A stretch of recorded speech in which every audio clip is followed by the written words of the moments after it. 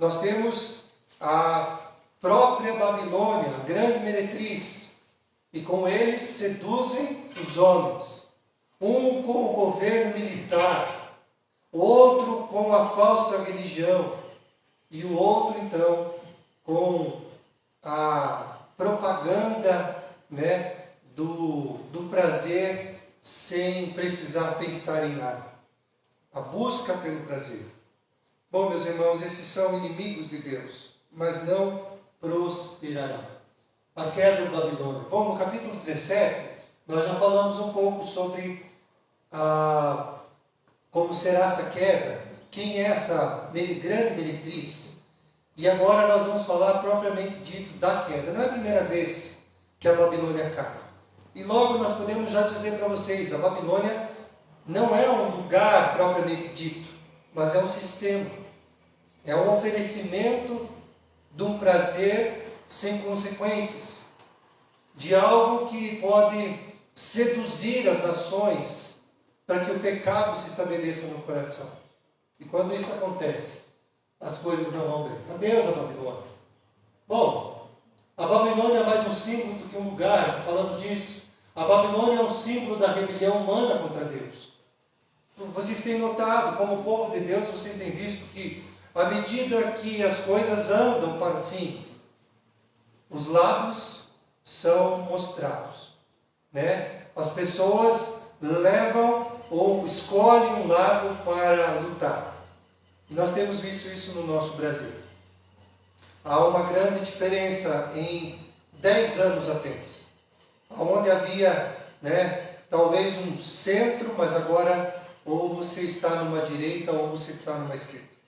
Nós temos visto essa diferença. A rebelião contra Deus é estabelecida. Já falei isso também. Porque as pessoas estão cada vez mais centradas em tirar Deus do trono. Elas precisam tirar Deus do trono em todos os lugares. Se antes havia orações em colégios, hoje é proibido. Se antes dava para falar livremente da palavra de Deus, já não pode mais. Nós temos visto aí uma crescente perseguição sobre a igreja, principalmente no movimento LGBT, né? Eles odeiam todos os que são cristãos, né? Porque são militantes. A palavra de Deus fala desses pecados, como fala de outros pecados. Mas esse movimento, eles não podem ainda matar os cristãos, mas querem prendê-los por aquilo que nós falamos. Simplesmente porque nós condenamos o pecado. Porque a Bíblia fala a respeito disso, né? Temos visto isso. Temos que tomar cuidado com isso. Porque esse é um sistema de rebelião contra Deus. Deus precisa ser combatido dentro do coração e fora. Ele precisa ser combatido nas escolas, segundo esses idealistas. Ele precisa ser combatido dentro das instituições. E se ele for combatido, então cada um poderá fazer o que bem entende, né? Já que o nosso sistema judaico-cristão ocidental fala de família e de tantos ganhos que o cristianismo trouxe para as nações que foram inundadas pelo poder de Deus. Então, é um sistema anti-Deus, é um sistema que vem contra Deus. A Babilônia é o mundo, a cidade da luxúria, a morada dos demônios em contraste com a Nova Jerusalém, a cidade santa, a morada de Deus. Bom, nós já falamos que existem muitas comparações nas Escrituras. Se Babilônia é a morada dos demônios, a cidade, a Nova Jerusalém é a cidade de Deus. Se a Babilônia tem uma noiva, ou é uma noiva, é uma prostituta, ela é uma meretriz, ela seduz, levando as nações em busca de um prazer ilimitado, mas depois paga com a morte todos esses. Ela leva-os para um matadouro como bois, né, que estão entrando e nem sabem que logo após serão mortos. contrapartida, nós temos a cidade santa. E nós temos uma noiva, que não é uma meretriz, mas é a igreja que está ataviada para o noivo. Então sempre há comparações que você vai vendo no livro do Apocalipse. Ela é a cidade santa em contraste com a Babilônia, a cidade da luxúria e do prazer limitado. Nesse capítulo, João viu 4 vozes. 4 vozes que vão sintetizar a queda da Babilônia. Nós vamos falar sobre elas nessa manhã. Sobre essas 4 vozes. A primeira delas, nós temos a voz da condenação. Do verso 1 ao verso 3, fala a respeito disso. A condenação. Depois dessas coisas, vi descer do céu outro anjo que tinha grande autoridade, e a terra se iluminou com a sua glória. Então exclamou com potente voz, dizendo: caiu, caiu, a grande Babilônia se tornou morada de demônios, covil de toda espécie de espírito imundo, e esconderijo de todo gênero, de ave imunda e detestável. Pois todas as nações têm bebido do vinho, do furor da sua prostituição. Com ela se prostituíram os reis. Também mercadores da terra se enriqueceram à custa da sua luxúria. Meus irmãos, a queda da Babilônia é um fato consumado nos decretos de Deus. Veja, aqui está falando como se fosse um passado. Mas na verdade a Babilônia ainda há de cair. O sistema será destruído. O sistema anti-Deus.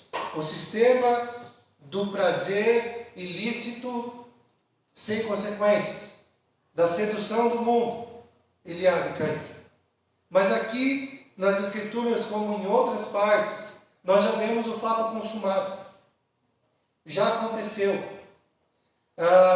Eu sempre lembro vocês de uma frase que é o já e não agora. Já caiu. Para Deus, que vive fora da bolha do tempo, que não existe passado, presente e futuro. Para Deus, a Babilônia já foi julgada.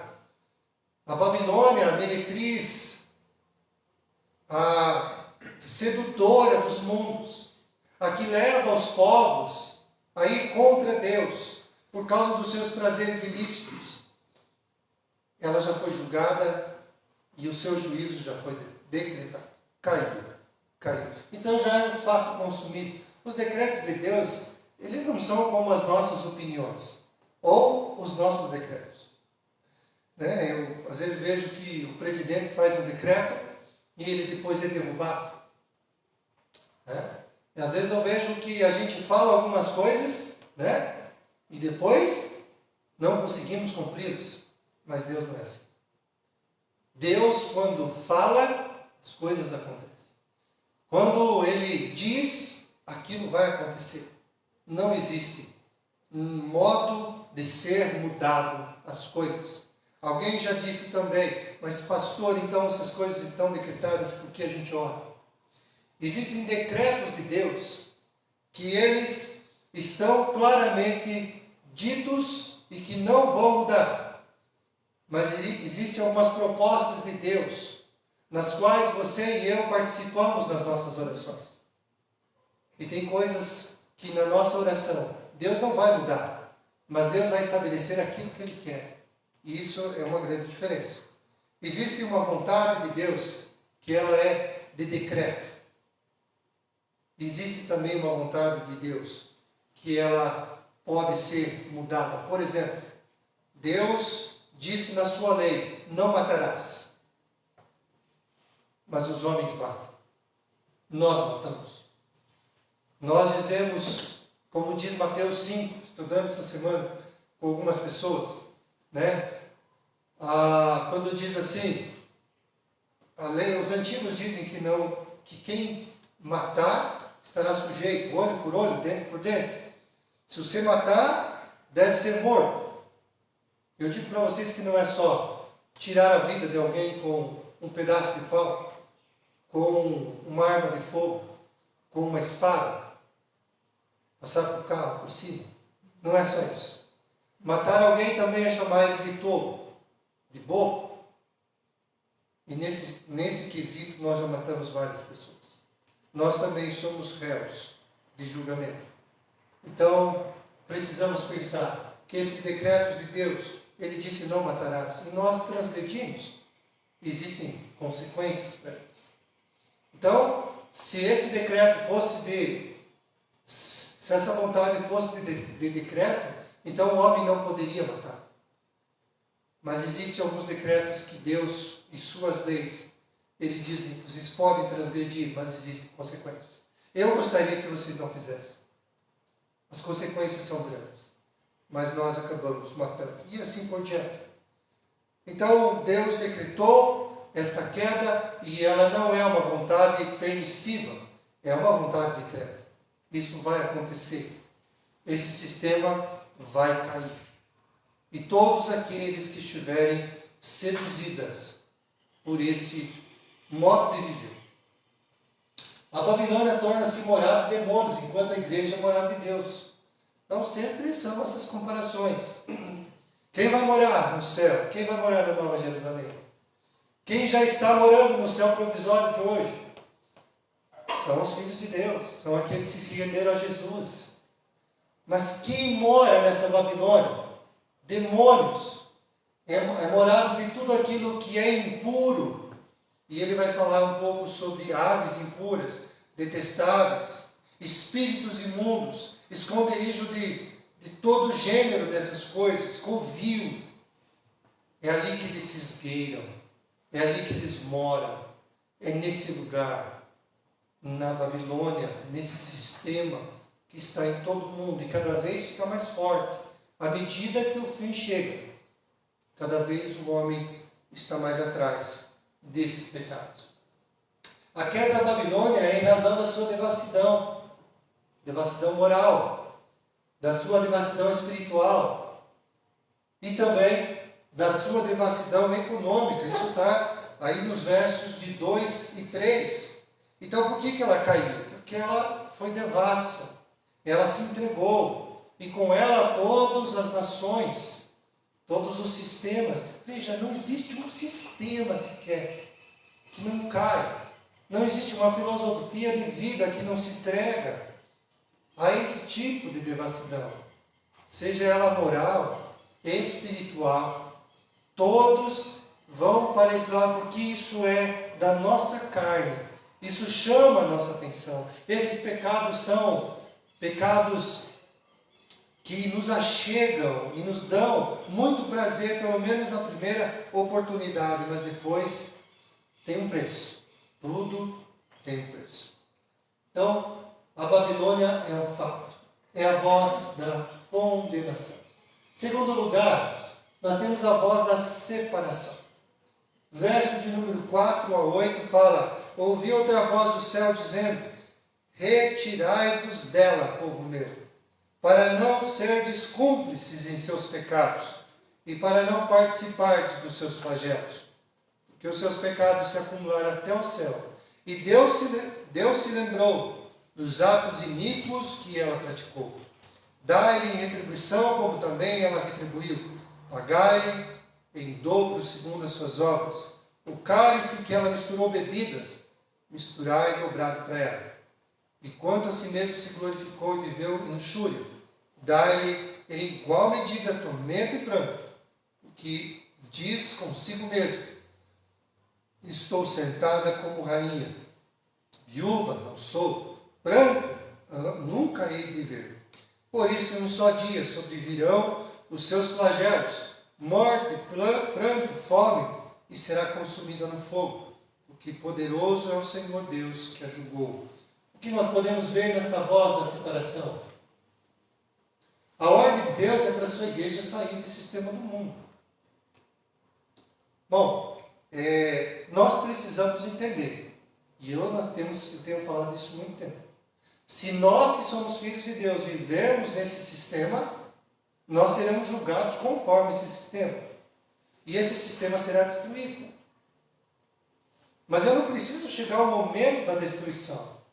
Se o Filho de Deus viver desta forma, ele se destruirá dentro dele mesmo. A si mesmo vai haver uma destruição.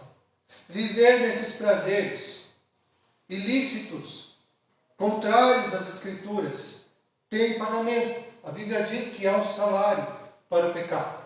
E esse salário se chama a morte. Nós temos falado que a morte tem 3 requisitos, pelo menos. É a morte física, é a morte espiritual e a morte eterna. O que adianta um homem ganhar o mundo inteiro e perder a sua alma? Jesus disse isso com tanta clareza. E assim mesmo tem pessoas que se aliam a esse sistema. E se a igreja se misturar, o problema, veja, a falsa religião, ela quer fazer isso. E cada vez ela fica assim mais parecida.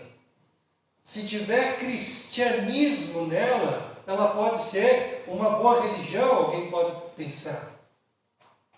Mas se ela vai contrária às Escrituras, ela é uma falsa religião. Mesmo que tenha o nome de cristão. Mesmo que fale até mesmo de Jesus. Nós sabemos disso, que algumas religiões citam as Escrituras. Mas citam apenas para falar a respeito de alguma coisa que tem a ver com a sua própria religião, fora do contexto. E para uso apenas de pretexto. Então, a ordem do mundo é: saia desse sistema. Esse sistema é destrutivo. Você não vai conseguir ficar. E se você ficar, será julgado junto. Seja nessa vida, ou seja no porvir. Deus mandou sair da sua terra e da sua parentela. Deus mandou Abraão sair. Saia. Ur dos Caldeus era uma cidade onde havia todo tipo também de prostituição, de idolatria, de busca incessante pelo prazer sem consequências.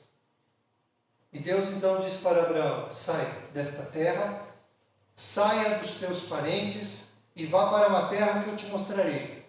E você então estará formando uma família, formando uma nação, longe desse lugar, porque também esse lugar eu vou executar. Nós temos outro texto lá em Gênesis 19, 14, que Deus manda Ló sair de Sodoma, antes dela ser destruída. Vocês lembram disso? Bom, vocês sabem que Sodoma é também um antro, um lugar onde se tanto chamou a atenção de Deus que, Deus visitou aquela cidade. Ele queria ver. Eu fico até pensando, chegando até ao céu, todos aqueles pecados, e Deus assim: mas eu vou descer lá para ver esse negócio. Mas não pode que 2 cidades façam tanto mal e tenham tantos pecados como elas têm. E assim descer. Assim o próprio Deus desce para tirar alguém que fez uma escolha. Ló e sua família escolheram, quando seus pastores brigaram com os pastores de Abraão, eles escolheram as campinas do Jordão. E essas campinas davam nestas 2 cidades. Lá Ló começou a viver com sua família, naquele antro de podridão. E por amor a Abraão, Deus mandou então que tirassem Ló de lá. Abraão pergunta para Deus: mas Deus, e se tiver 50 justos naquele lugar, o Senhor vai destruir? Eu não destruirei por amor a esses 50. Mas e se tiver um só, por amor a este, eu não destruirei? Mas não tinha. A Bíblia diz que não há justo nem sequer um. Ló sai daí. Sua mulher, mostrando claramente que o amor dela estava naquela cidade e naqueles pecados, ela olhou para trás. Mesmo que impelida pelos anjos. Sai daqui, não olhe para trás. Ela olhou e virou o quê? Uma estátua de açúcar. Sal. É de sal. Uma estátua, vocês conhecem, eu faço isso para ver se vocês pegam, É uma estátua de sal. Ela olhou para trás e virou uma estátua de sal. E se olhar para trás, mas por quê? Eu não poderia olhar, eu quero ver a destruição. Não, mas não era isso. A Bíblia não julgaria, o próprio Deus não julgaria essa mulher, se não fosse porque ela estava olhando e dizendo assim: será que eu encontrarei outro lugar assim? O amor dela estava naquele lugar. Deus vai julgar. Por isso Deus diz, saia do meio dela. Saia do meio dela. Deus mandou Israel sair do Egito e não se misturar com as nações pagãs, nem adorar os seus deuses. Bom, o Egito era um lugar onde havia centenas de deuses. Centenas de deuses. E Israel estava lá, um povo inteiro. E Deus chama Moisés para tirar o povo do Egito. Sai do meio desse povo. Deus também julgou o Egito. Uma grande nação, mas que também estava nessa devassidão, e o povo de Deus tinha que sair de lá. Deus ordenou à igreja afastar-se desse sistema religioso mundano. Alguém pode abrir lá em 2 Coríntios, capítulo 6?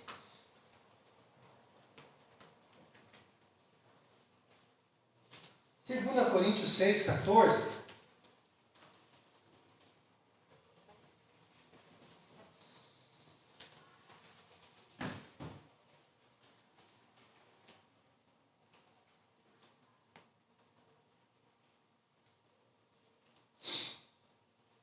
Alguém pode ler bem forte para mim?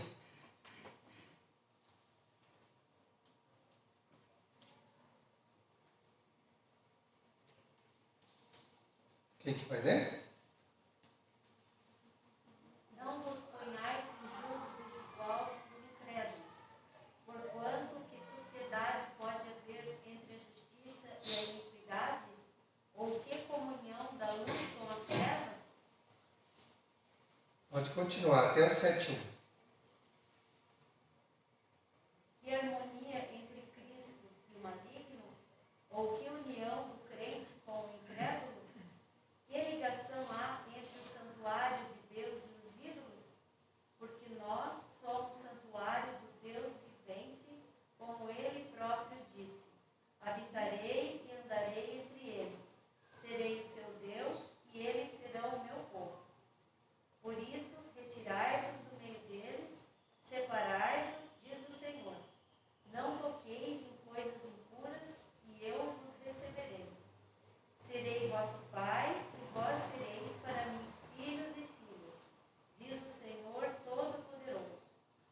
Tendo, pois, ó amados, tais promessas, purifiquemo-nos de toda impureza, tanto da carne como do espírito, aperfeiçoando a nossa santidade no temor de Deus. Santidade, gente, nada mais é do que separar. Né? A palavra no original é cortar, né? Separar. Quer dizer, separe. Ao mesmo tempo, veja, alguns pensaram no passado que separar-se seria ir para os mosteiros e estar longe do mundo. Mas não deu certo isso também. Na verdade, hoje nós estamos no mundo, mas não devemos fazer parte dele. Devemos identificar esse sistema anti-Deus e dizer não para ele, dizer não para o pecado, não para essa sedução que vem sobre todos, mas eu diria principalmente aos nossos jovens. Façam desse jeito, vocês vão ser felizes. Desta forma, todo mundo está fazendo. Vejam que eles estão alegres com isso. Bom, existe sempre uma consequência. Deus ordena para a igreja se afastar, se separar. Né? O texto é claro em dizer: retirai-vos do meio deles, separai-vos, diz o Senhor. O povo de Deus é chamado para a santidade, para a purificação nele mesmo. A voz da separação, Deus não apenas ordena a igreja sair da Babilônia, mas dá razões para isso. E quais são essas razões? Bom, no verso 4 vai dizer que essa igreja, para que ela não se torne cúmplice dos seus pecados. Verso 4, você pode acompanhar comigo, pois diz: ouvi outra voz do céu dizendo: retirai-vos, povo meu, para não serdes cúmplices dos seus pecados e não participardes dos seus flagelos. Bom, participou dos pecados, participa dos flagelos. Né? Aquilo que se semeia, se colhe. Né? Não é a lei da natureza. Né?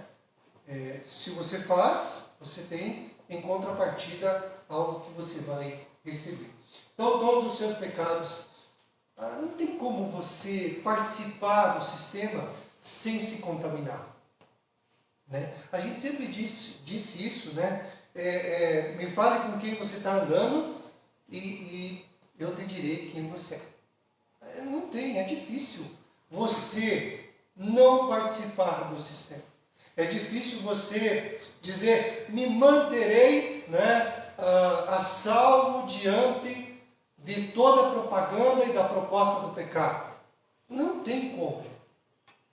Alguém já disse assim, olha, eu vou evangelizar lá na casa de prostituição, eu vou lá no sambódromo, eu vou fazer... Olha, até dá, mas você tem que ter uma base espiritual para isso. Até dá para você fazer algumas coisas, mas tem pessoas que vão, principalmente nas suas maiores fraquezas, lugares onde há um âmbito de pecado, onde as coisas são claramente descritas como agressão à santidade de Deus. Então, para que você não torne-se cúmplice. Vai estar lá, vai ver. Nós já temos falado muito que o pecado ele é assim, ele é por concessões. Eu faço uma concessão hoje. Amanhã eu faço uma nova concessão. E depois eu faço mais uma concessão. E quando eu vejo, eu estou participando de tudo. As coisas não são do dia para a noite. O pecado não toma nosso coração assim num jato. São pequenas concessões. Você faz uma coisa hoje, amanhã você deixa um pouco mais, depois um pouco mais, e quando você vê, você está tão longe e tão redado que você vai participar desses pecados. Então, não torne-se cúmplice desses pecados. Para que a igreja não participe dos flagelos que sobrevirão à terra. Para que a igreja entenda quais são os critérios do julgamento divino. Por que Deus vai julgar? Por causa do orgulho. Orgulho, a gente já disse também que é o pai do quê? É o pai do quê? De todos os pecados. O orgulho, ele dá origem a todos os outros pecados. Eu não preciso assim tanto de Deus. Vocês lembrem da vida de Sansão. Sansão é o pequeno sol. É o nome que foi dado para ele. Ele tem um voto desde o seu nascimento. Nazir.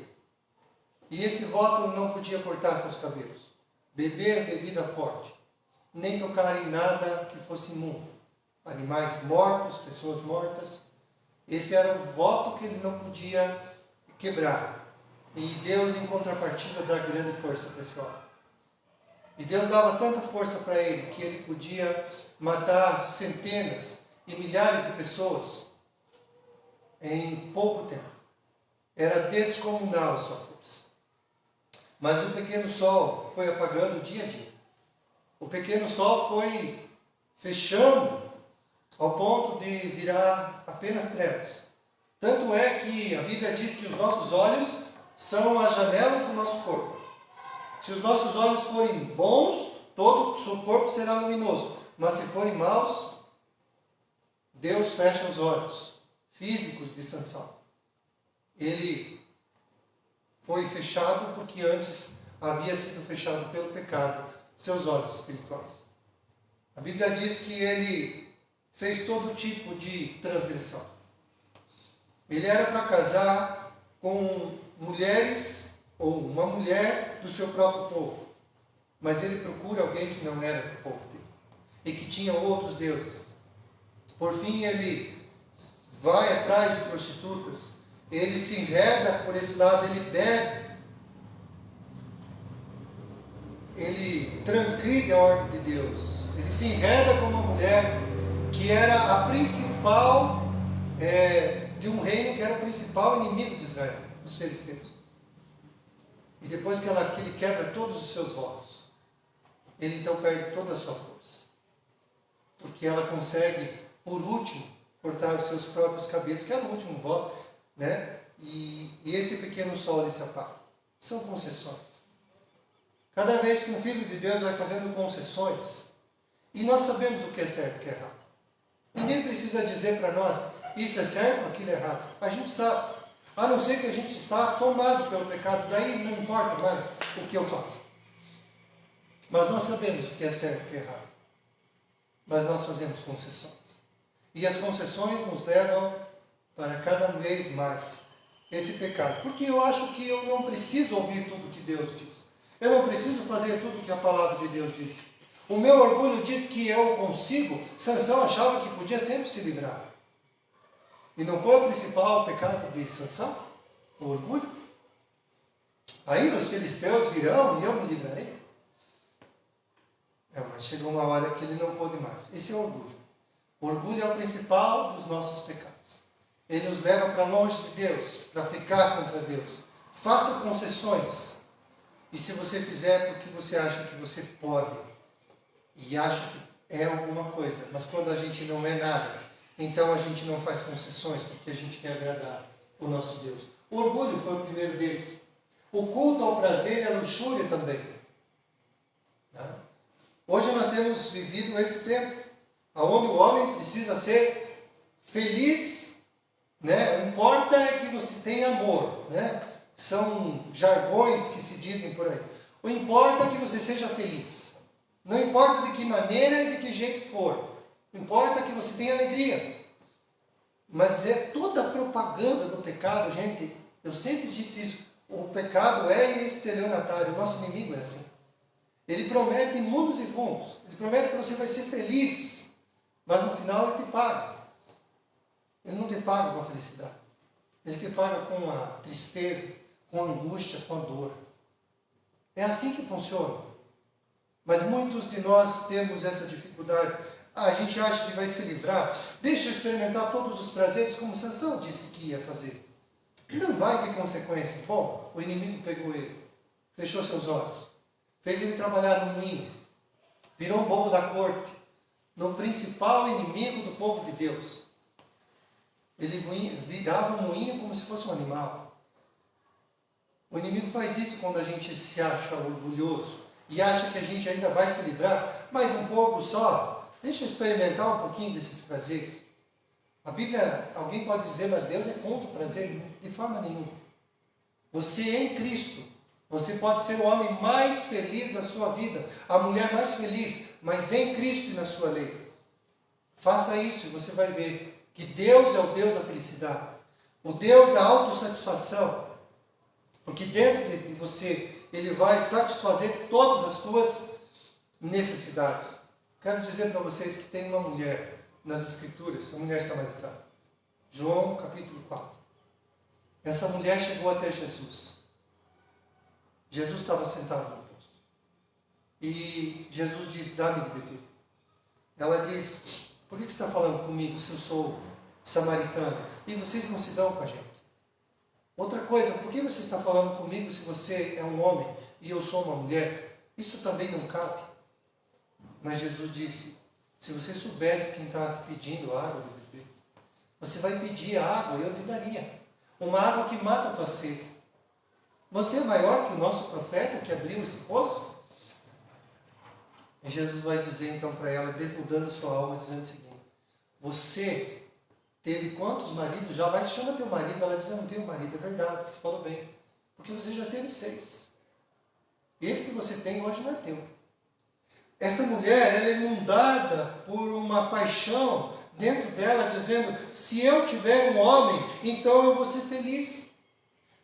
É isso que vai me trazer uma felicidade, um companheiro. Mas todas as vezes que ela se iludia com esse companheiro, achando que só essa forma iria encher o seu coração, ela se frustrava, porque o homem algum pode satisfazer e pode trazer paz ao coração. E nem uma mulher pode fazer isso também. Às vezes as pessoas acham, e os nossos jovens podem pensar assim, se eu casar eu vou ser feliz. Então sim, vai completar a minha vida. O casamento é uma bênção de Deus. É uma alegria muito grande viver em comunhão e num casamento. Mas se você casar mal, vai ser um inferno na tua vida. E se não for de Cristo, e se não estiver envolvido Deus nesse negócio, e se Jesus não for a principal dobra, a terceira dobra desse casamento, então o céu que você imaginar vai virar um inferno. Você tem que ter cuidado com isso. Há muita propaganda nesse mundo, mas elas são propagandas falsas, né? Como é que chama? É fake news, né? São falsos. Pintam mundos e fundos, mas no final o pagamento é a tristeza e a dor. E Jesus disse para ela: eu sei que você já procurou nessa fonte, mas eu sou a fonte verdadeira. Se você estiver em mim e eu te der essa água viva, você vai virar uma fonte também e vai jorrar para a vida eterna. Você vai satisfazer todo o seu íntimo. Os homens procuram em muitas fontes. A gente procura em muitos lugares.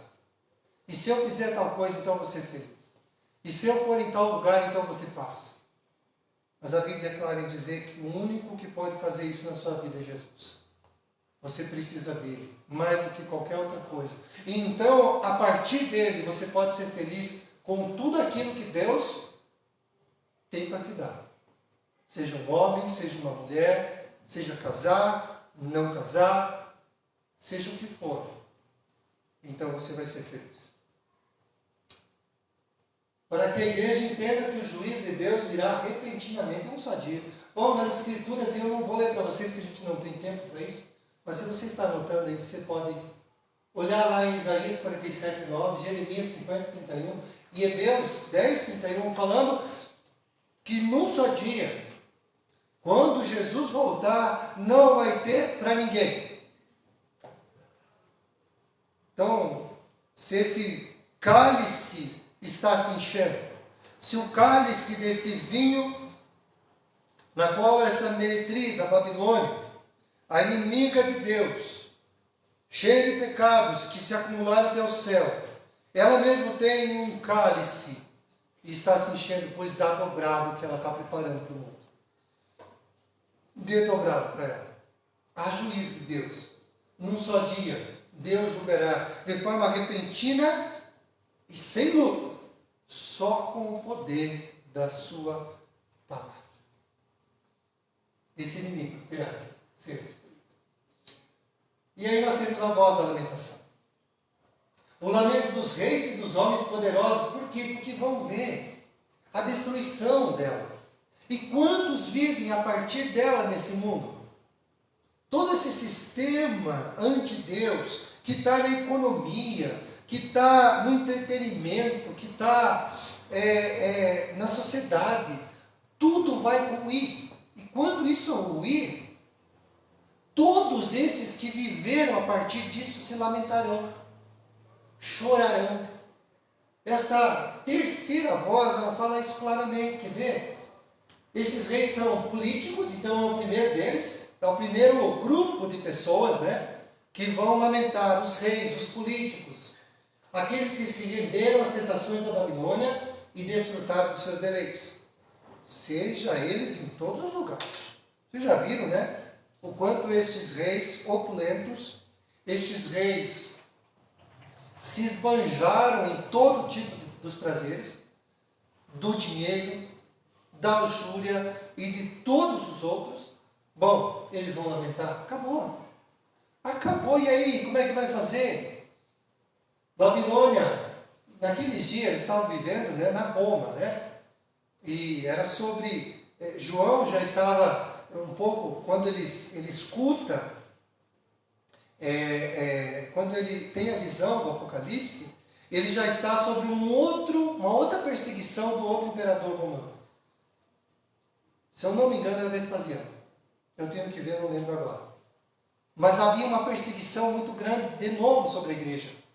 Parecida com a de Nero, em 64. Agora nós estamos no ano 90 e pouco.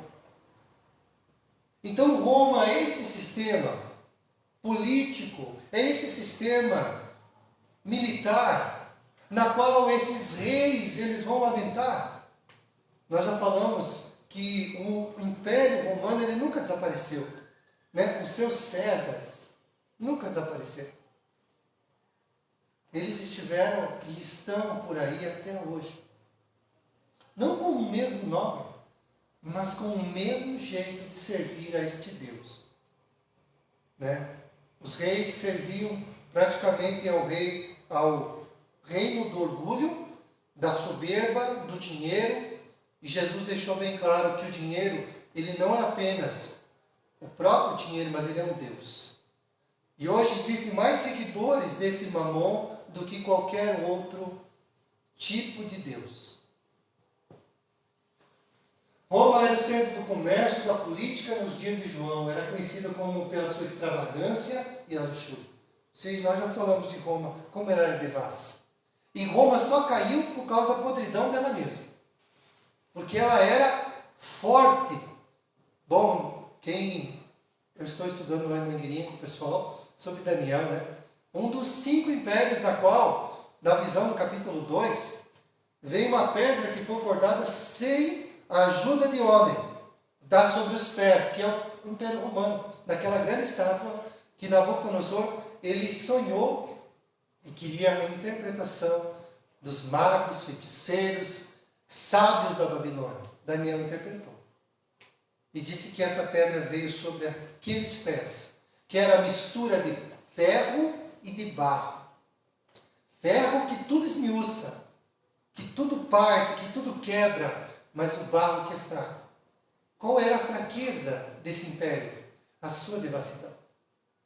Eles eram fortes como o ferro na política, no sistema de governo, no seu poderio militar, mas eles eram fracos por conta da sua devassidão.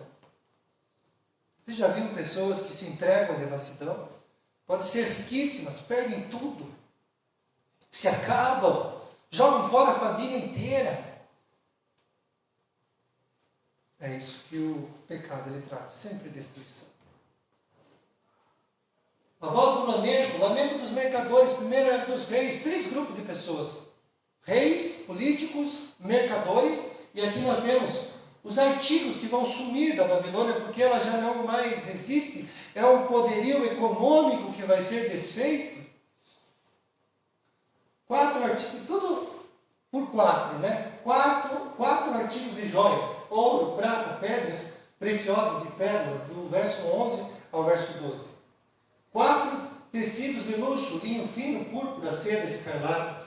Essa púrpura na qual esta Babilônia é vestida, né?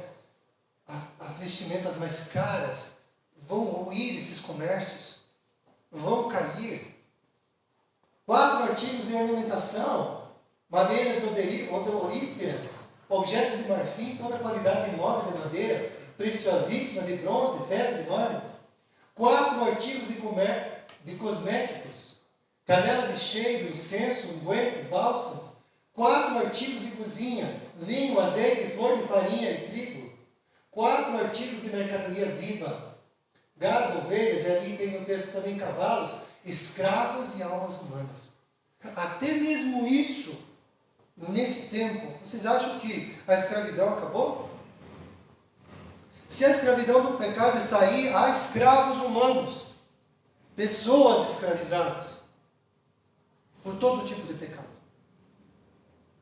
Tudo isso a Babilônia vai ruir, e todos esses grupos, os reis, os comerciantes, o sistema econômico do mundo, vai ruir também, porque é um sistema sedutor que está em todo lugar e que contamina em todo lugar. A voz do lamento também vai ser sobre aqueles trabalhadores, né? Dos homens da navegação, diz o verso 17 e 19, pois eles traziam todo tipo de mercadoria. Mencionam-se 4 classes: os pilotos, os passageiros dispostos a negociar, os marinheiros, os que ganham a vida no mar, a saber, os exportadores, os importadores, os pescadores e os mergulhadores em busca de pérolas. Então, o comércio nacional vai ruir, mas o comércio internacional também. Quebra tudo. Hoje nós já vivemos num mundo globalizado. Se um país começa a passar mal na sua economia, há um efeito dominó sobre tudo. E isso vai ruir também com a grande Babilônia. O sistema vai ruir. E aí vai ser um efeito cascata. Dominó. Ruindo todos os outros, o comércio internacional. O desespero dos ímpios que colocaram sua confiança na riqueza e nos prazeres do mundo. A única coisa que vai restar para eles é um doloroso lamento. Ai, olha o que aconteceu. Aonde está o teu amor? Porque se teu amor estiver em Cristo, você não vai lamentar isso. Mas todos esses sistemas vão lamentar. Ai, porque isso aconteceu com a grande cidade. Veja o quanto eles adoravam esse sistema, mas ele vai ruir. Tudo que nós conhecemos como comércio, sistema político, tudo vai ruir.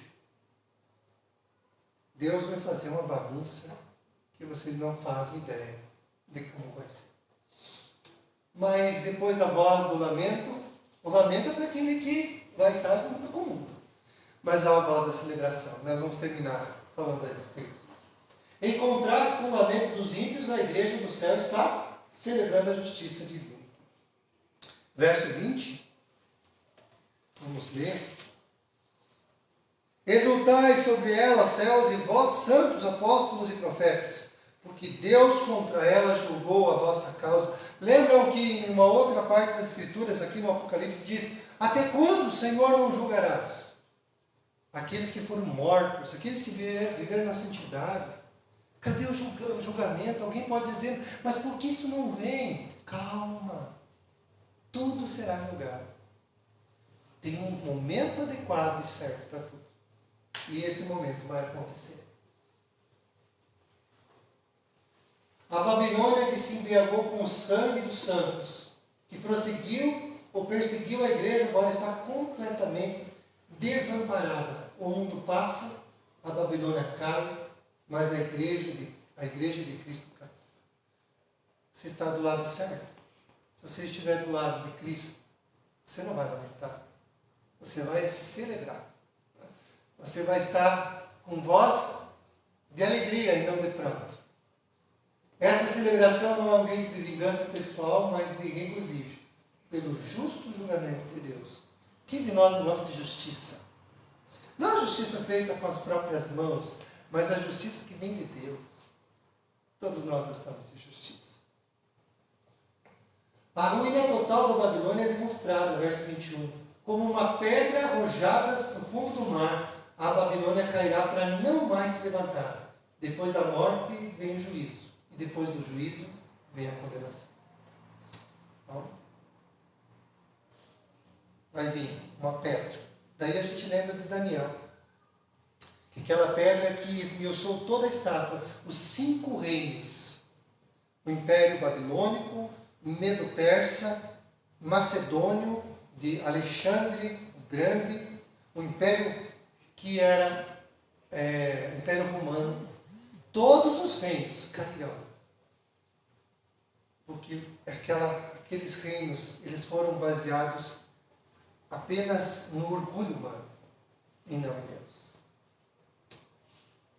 A Babilônia torna-se o lugar onde todas as coisas boas estarão ausentes. Veja, aqui eu só quero chamar a tua atenção para que vocês notem que a Babilônia é uma espécie de inferno. A propaganda é bonita. Lembra como era a meretriz? Cheia de joias, de escarlata, de linho finíssimo, vestida. É muito bonita a propaganda. Mas o que está dentro é podre. A Babilônia é uma amostra do que vai ter no inferno. Veja bem, quais são as coisas que vão estar ausentes? Não tem música. Só voz de lamento, diz o verso 22 e 23. A voz de arpistas, de músicos, tocadores de flautas, de clarim, jamais se ouvirá. Não tem mais música. Como é gostosa a música, né? Você gosta de música? Né?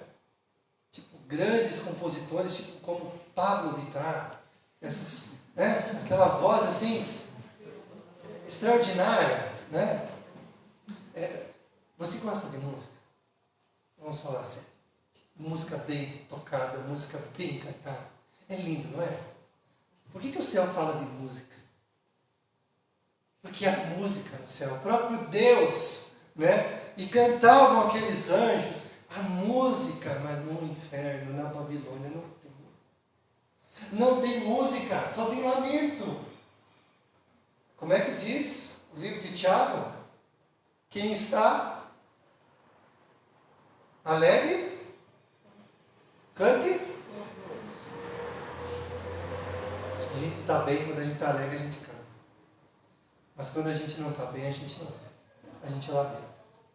Nesse lugar não vai ter arpistas. Não tem arte criadora, lá não tem artífice, diz o texto. Não tem suprimento, os moinhos não se movem mais. No passado, Babilônia era mercado do mundo. Agora, um deserto. Não tem luz. As trevas são o símbolo da efusão final da ira de Deus. Deus é luz. A condenação eterna é ir para as trevas. Tudo isso não vai ter lá. Não tem relação de amor. Ela diz que não tem a voz do noivo, né? De casamento.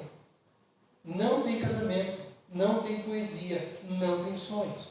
Aí você já me pergunta, mas pastor, Jesus disse que não vai ter casamento lá. Eu não sei. Tá? Então, deixa para outra hora. Não tem casamento. Aqui está falando da festa. A festa que existe, não vai ter festa. Um lugar só de lamentar, de chorar, de dizer ai, ai, ai, ai, ai. Esse é o inferno. E esse é o pagamento de todo pecador. O inferno. O que adianta o homem ganhar o mundo inteiro? O que adianta você passar com alguns prazeres nessa vida, como aquele rico da parábola do rico do Lázaro, que vivia de forma regalada todos os dias. Festa em cima de festa. Todos os dias uma festa. Todos os dias uma festa. Mas quando ele morreu, a festa acabou. E aí só tinha desespero, tristeza e dor. A festa que ele viveu durante a sua vida não se compara à eternidade longe de Deus. E o lamento que começou na vida daquele rico, depois que ele morreu. A voz de celebração Babilônia é um sistema destruído do mundo e um símbolo da oposição de Deus à sua igreja. A Babilônia é a sede da feitiçaria, do espírito que substituiu Deus por magias. E também o centro da perseguição da igreja, onde os profetas e santos foram mortos. Foi a Babilônia. Se são contra, nós vamos te matar.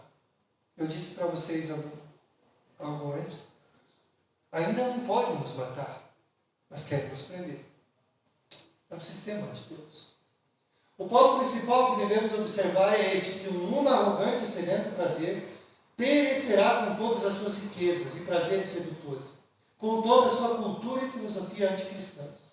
Deus disse assim, e Deus fará assim. Se Deus disse, isso vai acontecer. Para a gente concluir então. Capítulo 17, a gente viu que a Babilônia, como uma grande meretriz, a religião prostituída e a apóstata que foi destruída. No capítulo 18, nós vimos que a Babilônia como um sistema político e econômico, que é substituído por Deus. Ou melhor, que se substitui por Deus pelo dinheiro, poder e prazer, esse entrou em colapso. Então, tudo que foi substituído por Deus vai entrar em colapso. O mundo tem zombado e ridicularizado e perseguido a igreja. Já está com sua derrota decretada.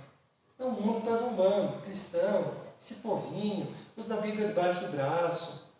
Tem tempo para tudo. A zombaria vai acabar em lamento. Por que nós fazemos isso? Por que a gente falou isso de Deus? Contra esse povo de Deus? Por que a gente disse essas coisas para eles? Vai ter lamento. A pergunta é, e essa é uma pergunta que você tem que responder. Você é um cidadão de que cidade? Da grande Babilônia? Da cidade condenada? Ou da nova Jerusalém? Cidadão do céu. De que igreja você faz parte? Da noiva do Cordeiro ou da grande meretriz? Quem é o Deus da sua vida? O Deus Todo-Poderoso ou o dragão? Quem é aquele que você tem servido? O Cordeiro ou o Anticristo? Nós não podemos ficar neutros. Eu queria terminar dizendo isso para você. O muro não pertence a Deus. Se você quer andar em cima do muro, você sempre vai cair do lado errado. como uma fatia de pão que você passa a chimia. Sempre cai no chão. E você não consegue. É assim. Que comparação maravilhosa. Se você andar sem Jesus, você é uma fatia de pão com chimia que cai. Virado para baixo. Não dá para aproveitar. Vocês entenderam a lógica? Não tem jeito. Você precisa sair da neutralidade. Ou você é de Cristo, ou você é da grande meretriz, ou você adora os seus preceitos. Não tem como ficar em cima do muro. O muro, sempre você vai cair. Não tem jeito. O muro vai te derrubar. Só que você não vai cair do lado certo. Não tem jeito. Que Deus nos ajude. Amém? Vamos encerrar. Quero convidar você a ficar em pé. Vamos orar a Deus. Muito obrigado, Senhor, por esse dia. Sol bonito, frio. Agradecemos por tudo. Nosso corpo não é preparado para esse frio, Senhor. A gente sofre um pouco. Mas, ó Deus, sabemos que depois do inverno vem a primavera. E as coisas se renovam. E depois vem o verão. E nós amamos, ó Deus, o jeito que o Senhor fez esse mundo. Eu sei, Deus, que tudo que o Senhor fez é perfeito. E se existe alguma imperfeição, está dentro de nós. Não queremos viver, Deus, seduzidos pela grande meretriz. Por esse mundo. Nós queremos viver para Deus. Nós não queremos ser como Sansão, que seus olhos foram apagados pelo brilho desse mundo. É bem verdade que ele se redimiu no final. Mas também já era tarde. Talvez não tarde demais. Mas muitas coisas poderiam ser evitadas na sua vida. Muito sofrimento que ele teve. Ó Deus, nós queremos viver olhando com os nossos olhos fitos em Ti, Jesus. No autor e consumador da nossa fé. Nós queremos abandonar os nossos pecados. Viver para Ti e amar a Ti. Que o Senhor nos ajude, Deus, a fazer o que a Tua palavra diz. Para termos paz e alegria no nosso coração. E que todas essas ofertas do pecado, desse mundo, sejam apagadas pelo escudo da nossa fé. Para a honra e glória do Teu nome. Abençoe Teu povo, Senhor, nessa manhã. Em nome de Jesus. Amém. Amém? Deus abençoe. À noite, nós temos um convidado especial pregando aí. O Naamã, né? Dessa vez. Vamos orar para que ele chegue. Né? Tranquilos?